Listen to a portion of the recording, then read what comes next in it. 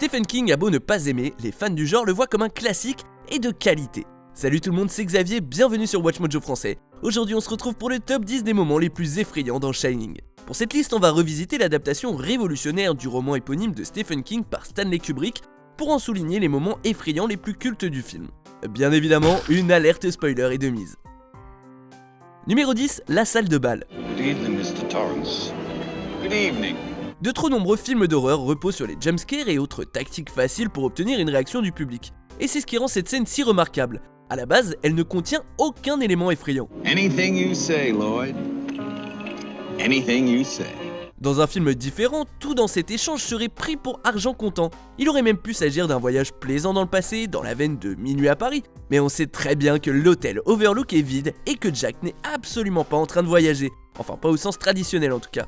Jack perd clairement pied et c'est ce qui rend cette scène dérangeante, notamment l'échange avec Monsieur Grady. It's his mother. She interferes.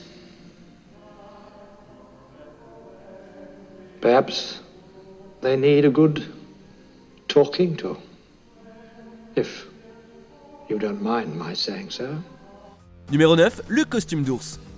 Jack perd toute notion de réalité, mais il n'est pas le seul membre de sa famille à voir des choses. Alors qu'elle fuit la violence de son mari, Wendy repère, choquée, quelqu'un qui porte un costume d'ours horrible avec un homme en costard.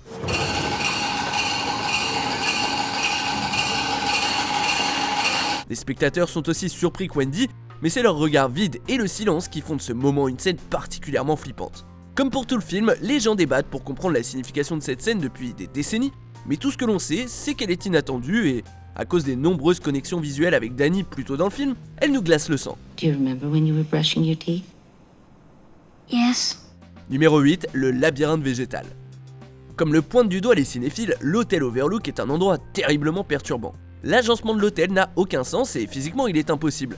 Mais le labyrinthe végétal va encore plus loin et désoriente complètement le public lorsque Jack tente d'y tuer son fils. Danny!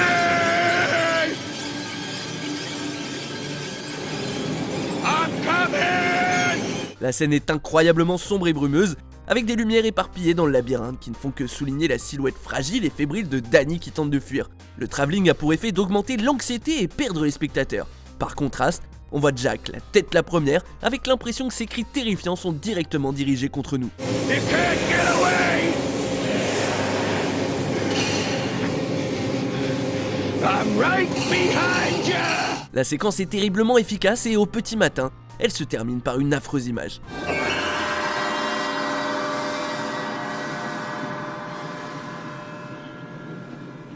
Numéro 7, Red Room. Jack a beau être le méchant du film, Danny, même s'il est mignon, peut parfois être carrément glauque. What about Tony? He's looking forward to the hotel, I bet. Danny fait souvent appel à son ami imaginaire Tony, et il devient de plus en plus glauque au fur et à mesure que le film progresse. Mais c'est surtout dans cette scène que ça devient flagrant. Alors qu'il répète le mot Red Room, murder à l'envers, avec la voix rauque de Tony, Danny se saisit d'un couteau sur sa table de nuit.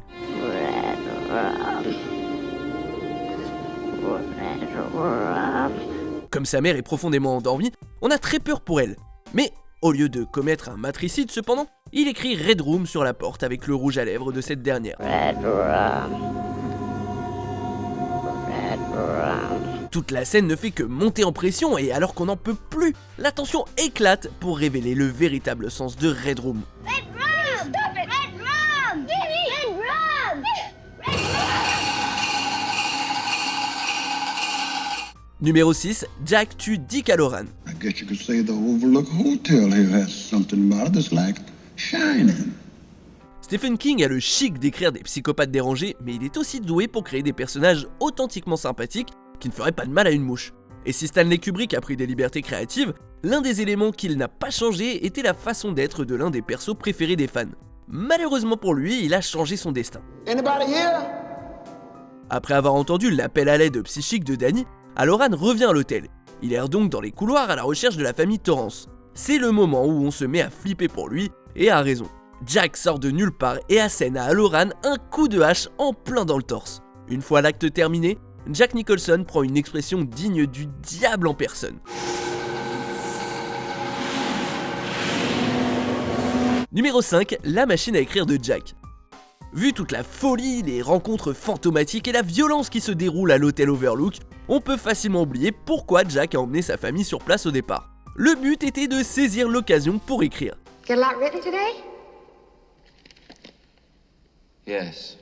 Alors que le film progresse, Jack commence à montrer des signes d'instabilité mentale de plus en plus forts, mais ce n'est que lorsque Wendy regarde la machine à écrire de plus près qu'elle réalise qu'il part complètement en vrille.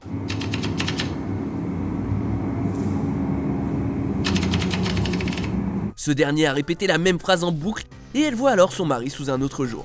Le film prend un tournant et à partir de ce moment-là, Nicholson incarne un Jack taré tout le temps de façon terrifiante. How do you like it? L'échange de Jack et Wendy sur l'escalier est très perturbant. Wendy? Darling? Light of my life. I'm not gonna hurt you. You didn't let me finish my sentence. I said, I'm not gonna hurt you. I'm just gonna bash your brains in. Numéro 4, le sang dans l'ascenseur.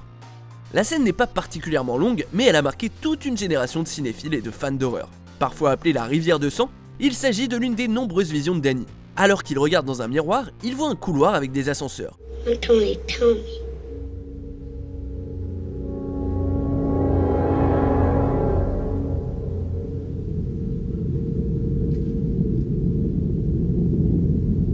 Le sang se déverse au ralenti. C'est un véritable torrent qui sort et qui remplit la pièce et l'écran, qui s'étale sur les murs, déplace les meubles et au final, englobe jusqu'à la lentille de la caméra. La symétrie du plan avec le mouvement ample du sang est presque belle, sauf qu'elle est avant tout absolument horrible, prophétique et terriblement pesante. Numéro 3, Coucou chérie. L'une des plus grandes forces de Shining, c'est qu'il parvient à instiller la peur dans le public en faisant grimper la tension. Wendy? I'm home. Le film crée des situations dangereuses et menaçantes, puis refuse de passer à autre chose. Jack ne sort pas de nulle part d'un seul coup, il s'approche lentement de la salle de bain où Wendy est coincée, incapable de passer par la fenêtre. Il n'y a aucun mystère, juste un proche devenu taré qui se balade avec une hache et déglingue petit à petit la porte tandis que sa femme hurle d'horreur. Little pigs, let me come in.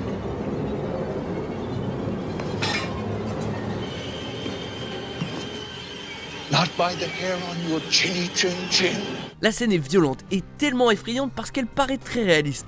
Et comme si ce n'était pas assez flippant, Jack décide de faire un trait d'humour et rajoute à la terreur en montrant qu'il s'amuse. Here's Johnny. Numéro 2, les jumelles. Souvent reproduite et parodiée mais jamais dupliquée ou recréée avec la même ampleur, cette scène fait partie des plus reconnaissables du genre de l'horreur. Il s'agit d'une œuvre d'art, tout simplement. Danny Torrance fait du tricycle dans les couloirs vides de l'hôtel et fait soudain face à des jumelles habillées de robes d'un autre temps. Hello, Danny. L'apparition est inattendue et choquante, mais elle ne fait qu'empirer lorsqu'on apprend que les jumelles connaissent le nom de Danny et lui demandent de jouer avec ce ton que seuls les esprits d'enfants maîtrisent aussi bien. Come play with us, Danny. Puis, alors qu'on pense que les choses ne peuvent pas empirer, Danny voit leur terrible destin et l'horreur atteint de nouveaux sommets. Tony, I'm scared. On arrive presque à la fin. Nous publions de nouvelles vidéos chaque jour, alors abonnez-vous et activez la petite cloche et les notifications sur téléphone pour ne rien rater. Numéro 1, la chambre 237. It was as though I'd been here before. I mean, we all have moments of déjà vu, but this was ridiculous. It was almost as though I knew what was going to be around every corner. Pendant sa longue carrière, Stephen King a créé un univers fictif élaboré et rempli de toutes sortes d'entités et d'objets sombres et tordus. Et malgré tout, malgré toutes les horreurs cosmiques qu'il a conçues, cette chambre d'hôtel fait partie de ses créations les plus terrifiantes. Je tiens à clarifier que dans le livre, la chambre est au numéro 217 et non 237, mais c'est la même chose au final. Danny déclare qu'une femme l'a étranglée dans la chambre et plus tard Jack la trouve. Au début elle est superbe, mais alors que les deux s'étreignent, elle se transforme et révèle qu'elle est en fait une vieille dame dont la peau pourrit.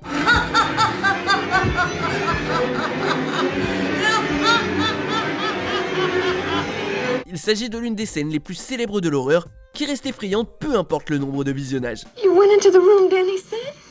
To 237? Yes, I did. And you didn't see anything at all? Absolutely nothing. Vous êtes d'accord avec notre sélection? Dites-le moi en commentaire et checkez cette autre super vidéo de Watch Mojo français.